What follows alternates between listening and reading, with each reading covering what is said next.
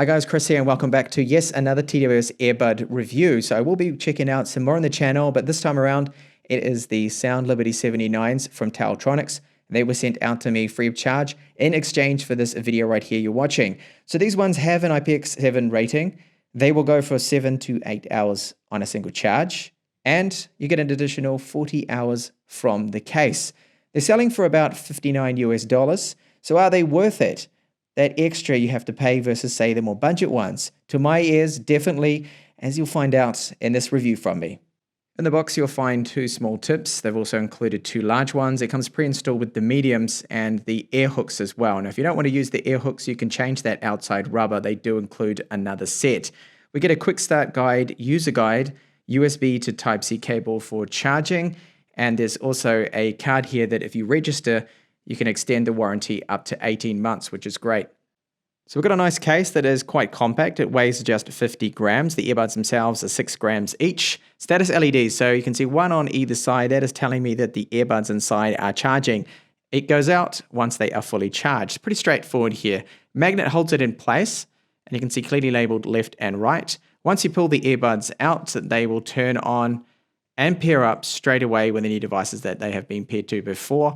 And if I close the lid now, you'll see that that is the remaining battery life of the case. So this gives us an additional 40 hours. Each one of those LEDs represents 25% battery life.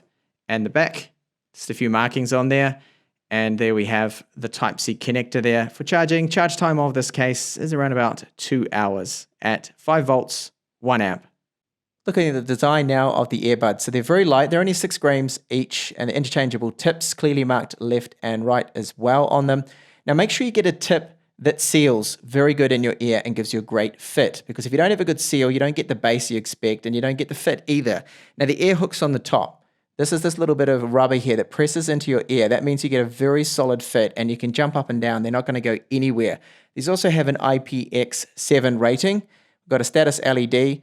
And this air hook, you don't have to use it, so you can change it over to just the rubber, but there's rubber all around the outside, and this means the fit is very comfortable. Wearing these for a couple of hours, I'm not getting any fatigue with them.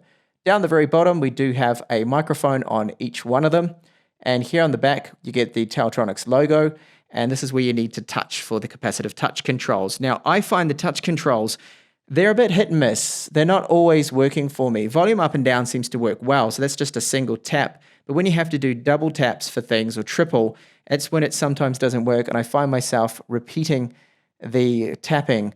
And this happens with most of the TWS earbuds I review. I prefer physical click-in buttons, which I hope maybe the next models will have, or at least improved capacitive touch controls. So how do they sound out of the box? I have noticed that the tune of them is definitely favoring bass and highs.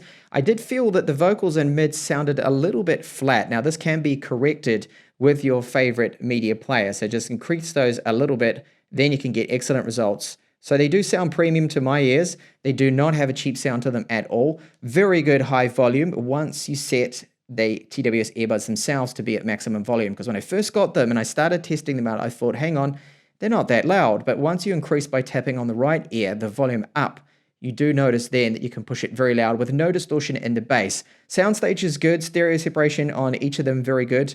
Overall, these do sound excellent, and I would rate them as premium. It's just out of the box, the tune, just lacking a little bit in the mids. That's where you need to just give it a bit of a tweak with your favorite equalizer. So how is the latency? So this I'm talking about here is the delay between the video and audio. With Bluetooth tech, there's always a minute delay. Some it's really bad, some it's very good. I've noticed that using Amazon Prime Video, right now watching an episode of Hunters, that the audio is synced very well. There's a minute, tiny bit of a delay between the video and the audio when I'm seeing it. So it's syncing people's mouths almost perfectly, but there's a tiny bit noticeable there. When watching, for example, YouTube, it's a little bit bigger the delay and quite frustrating. So it's not going to be as good as wired tech when it comes to latency, of course. Now a sample of the mic. So we've got one in each ear, and I would rate the quality as average to maybe even a bit below average. It's not certainly the best I have heard in terms of microphone quality here. I would rate that to others that have 4 microphones in total, so 2 in each ear. This has only got 1 in each ear. It's apparently meant to have some active noise cancellation, but I'm not really hearing it. I can still hear background noises coming through in calls And even with this sample, you can probably hear some birds in the background. Right, so let me quickly recap here. I've got them in right now, and I can wear these for a couple of hours and I get no fatigue with them whatsoever. Using the air hooks, these just do not feel like they're gonna fall out whatsoever. These are rock solid. I can even pull a t-shirt on and put a new one on without them being pulled out because of the air hooks on them. They are really that solid. So I have no problems recommending these ones for people who do a lot of sport with the air hooks. And as long as you get a tip, of course, that gives you a very good seal. That's the main thing. You do get some ambient noise isolation, a little. I mean, these aren't active noise cancellation. Of course not for this price, but very good sound quality. I think these have got nice, deep, strong bass. You can push the volume up very high with no distortion, and the highs are excellent as well. As I mentioned, the sound quality I feel is very, very good.